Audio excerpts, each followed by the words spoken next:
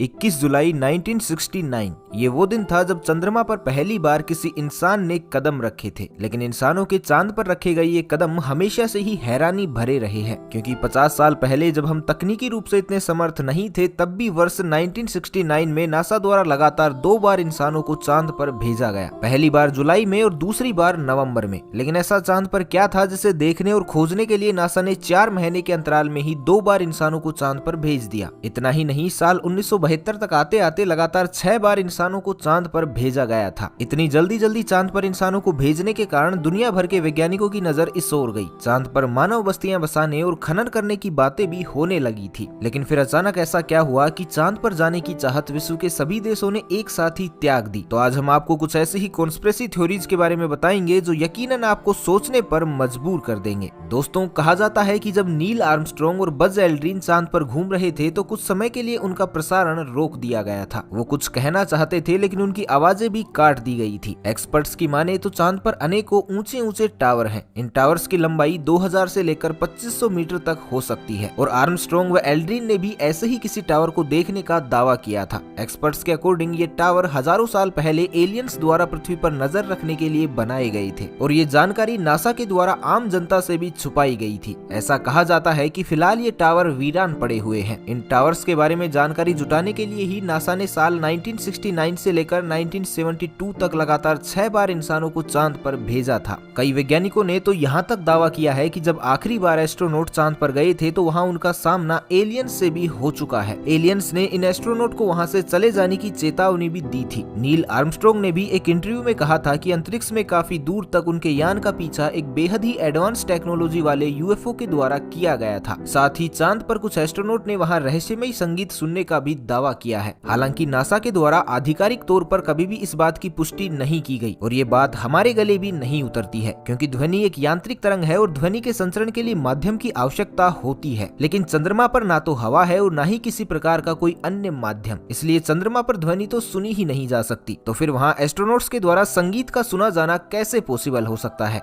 चांद पर गए कुछ एस्ट्रोनॉट्स का तो यहाँ तक कहना है कि चांद पर एलियन सभ्यता निवास करती है। इनका यहाँ अपना बेस भी है। एलियन थ्योरी पर काम करने वाले कुछ वैज्ञानिकों का कहना है कि चांद अंदर से खोखला है, क्योंकि चांद की सतह के नीचे एलियन सभ्यता निवास करती है और उन्होंने यहाँ अपना बेस बना रखा है। वेल, जो भी हो, लेकिन चांद पर वापस लौटने में कोई ना कोई समस्या तो जरूर है, क्योंकि अगर आज से 50 साल पहले हम चांद पर पहुंच जाने में सक्षम हो चुके थे तो फिर आज तो विज्ञान ने काफी ज्यादा तरक्की भी कर ली है। फिर भी दुनिया का कोई भी देश चांद पर जाने के लिए तैयार क्यों नहीं है? ये बात बेहद ही आश्चर्यजनक है कि जब 60 के दशक में हम चांद पर पहुंच गए थे तो आज इतनी उम्दा टेक्नोलॉजी होने के बावजूद हम चांद पर क्यों नहीं जा रहे हैं? अभी पिछले ही साल नेशनल स्पेस काउंसिल की एक बैठक में नासा के प्रवक्ता द्वारा कहा गया कि इंसानों को फिर से चांद पर भेजा जाएगा, लेकिन साल 2028 के अंत तक। अब उनका ये बयान ही अपने आप में एक बड़ा सवाल खड़ा करता है कि जब हम दशकों पहले ही कई बार चांद पर जा चुके हैं तो अब चांद पर जाने की तैयारियों के लिए इतना समय क्यों लिया जा रहा है? क्योंकि विज्ञान तो अब पहले की तुलना में आगे ही बढ़ा है। दोस्तों, ये तो आप सभी लोग जानते हैं कि नील आर्मस्ट्रॉन्ग चंद्रमा पर कदम रखने वाले पहले व्यक्ति थे। उन्होंने 21 जुलाई 1969 को भारतीय समयानुसार सुबह 8:26 पर चांद पर पहला कदम रखा था। एक बड़े स्पेस शटल कोलंबिया से अलग होकर ईगल नाम का एक छोटा यान चंद्रमा पर उतरा था। इस यान से सबसे पहले नील आर्मस्ट्रॉन्ग बाहर निकले थे, लेकिन उनके चांद पर कदम रखने से भी पहले वहां इंसानों की कोई और निशानी भी मौजूद थी। असल में खुद उतरने से पहले नील आर्मस्ट्रॉन्ग ने गांठ मारकर बांधी गई प्लास्टिक की एक थैली को चंद्रमा पर फेंका था। इस थैली में आर्मस्ट्रॉन्ग और उनके साथियों का मलमूत्र और कचरा था। लिहाजा इस हिसाब से देखा जाए तो इंसानों के चांद पर उतरने से पहले वहां कूड़े ने अपनी उपस्थिति दर्ज करवा दी थी। लेकिन आर्मस्ट्रॉन्ग द्वारा इस थैली को चांद पर फेंकने से करीब 10 साल पहले लूना 2 नाम का एक रूसी यान चांद से टकराकर ध्वस्त हो गया था। इसलिए उस यान का कचरा भी चांद पर चारों ओर बिखरा पड़ा था। संभवतः ये कूड़ा आज भी वहाँ ज्यों का त्यों ही होगा, क्योंकि वहाँ पृथ्वी की तुलना में काफी कम डिस्टर्बेंस है। इसलिए सारा कूड़ा बिना सड़े गले आज भी वैसे की वैसे पड़ा होगा। दोस्तों, रूसी यान के नष्ट होने से लेकर आज तक हम इंसान चांद पर केवल कूड़ा ही कूड़ा फैला रहे हैं। नासा का अनुमान है कि भले ही चंद्रमा पर कोई न रहता हो, पर आज भी वहाँ 190 टन मनुष्य निर्मित कचरा यहाँ वहाँ बिखरा पड़ा हुआ है। यानी अगर चांद के कूड़े को इकट्ठा किया जाए तो 10 बड़े ट्रकों की आवश्यकता पड़ेगी। वहीं दूसरी तरफ नासा कह रहा है कि चांद पर किसी भी प्रकार का जीवन नहीं पनप सकता। चांद पर वीरान और बंजर जमीन है, इसलिए ऐसा कोई कारण नहीं है जिससे ये कहा जा सके कि चांद पर जाना इंसानों के लिए हितकारी होगा। लेकिन अगर वास्तव में ऐसा है तो फिर क्यों अमेरिका और दुनिया के बाकी देशों द्वारा चंद्रमा पर लगातार यान भेजे जा रहे हैं? जब वहां जाना बेकार ही है तो फिर क्यों वहां कूड़ा फैलाया जा रहा है? आखिर बंजर चांद पर ऐसा कौन सा राज है जिसे जानने के लिए चंद्रमा पर समय समय पर यान भेजे जाते हैं? इस बात में कोई शक नहीं है कि चांद का धरातल भी काफी रहस्यमयी है। माना जाता है कि अतीत में किसी अंतरिक्ष पिंड के टकराने से धरती के 2 टुकड़े हो गए थे। इन दोनों टुकड़ों में से छोटे वाले टुकड़े को चांद कहा गया, यानी चंद्रमा धरती के बाद बना है। और देखा जाए तो चंद्रमा और पृथ्वी का वातावरण भी एक समान है। लेकिन हालिया वैज्ञानिक रिसर्च के परिणामों के मुताबिक चांद धरती से भी पुराना है। जब चांद की मिट्टी से मिले तत्वों की जांच की गई तो इन तत्वों को करीब 530 करोड़ साल पुराना माना गया, जबकि हमारी धरती महज 450 करोड़ साल ही पुरानी है। 20 नवंबर 1969 को जब अपोलो मिशन के दौरान वैज्ञानिकों की टीम ने लूनर मॉड्यूल को चांद पर छोड़ा था तो मॉड्यूल के चांद से टकराने के बाद वहां भूकंप जैसी स्थिति बन गई थी। चांद की सतह लगभग 1 घंटे तक कंपन करती रही थी। लेकिन ऐसा तभी संभव है जब चांद की सतह किसी धातु से बनी हो और अंदर से चांद पूरी तरह खोखला हो। चांद पर मिले पत्थरों में भारी मात्रा में यूरेनियम व नेपटूनियम जैसे तत्व भी पाए गए हैं। धरती पर ये तत्व पत्थरों में नहीं पाए जाते और इन तत्वों का उपयोग स्पेसशिप की बाहरी सतह पर किया जाता है ताकि स्पेसशिप अधिक तापमान व दबाव को सहन कर सके। एक रिसर्च के अनुसार ये भी माना जाता है कि चंद्रमा पृथ्वी के ग्रेविटेशनल फोर्स से भी बाहर है, फिर भी वो लगातार पृथ्वी की परिक्रमा करता रहता है, जिस कारण अनेकों वैज्ञानिकों का ये भी दावा है कि चंद्रमा प्राकृतिक भी है या नहीं, बल्कि हो सकता है कि इसे कृत्रिम रूप से किसी बुद्धिमान एलियन सभ्यता द्वारा बनाया गया हो, जिससे चंद्रमा के जरिए एलियन सभ्यता पृथ्वी पर नजर रखती हो। और ये बात इसलिए भी ज्यादा मायने रखती है क्योंकि हाल ही में अमेरिका के पूर्व राष्ट्रपति बराक ओबामा और नासा के कुछ वैज्ञानिकों ने एलियंस का होना और पृथ्वी पर इनकी बार बार मौजूदगी को स्वीकार किया है। वहीं इतिहास में भी चंद्रमा से जुड़े हुए कुछ अनोखे और रोचक तथ्य देखने को मिले हैं।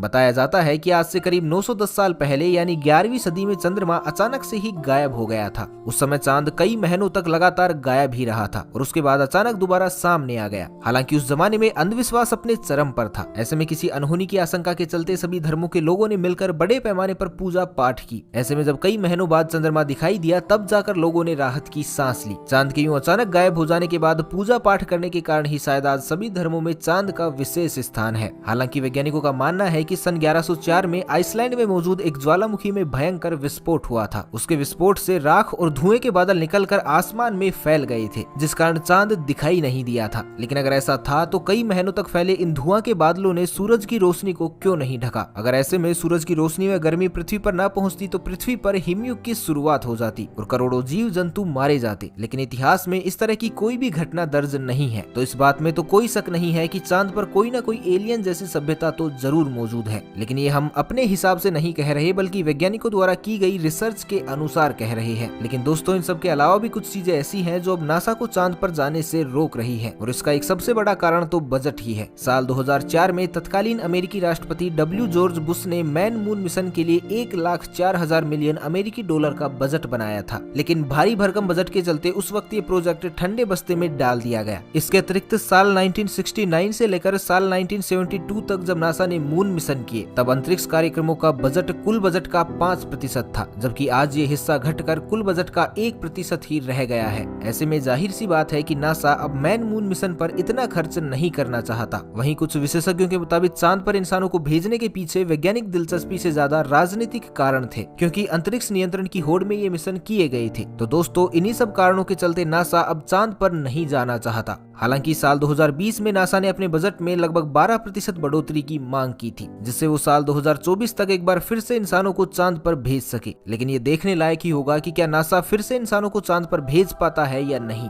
तो आपकी इस बारे में क्या राय है हमें कमेंट बॉक्स में जरूर बताइएगा। तो आज के लिए बस इतना ही, मिलते हैं एक नई वीडियो के साथ। तब तक के लिए खुश रहें, मस्त रहें, हंसते रहें। भगवान करे आप सभी का दिन शुभ हो।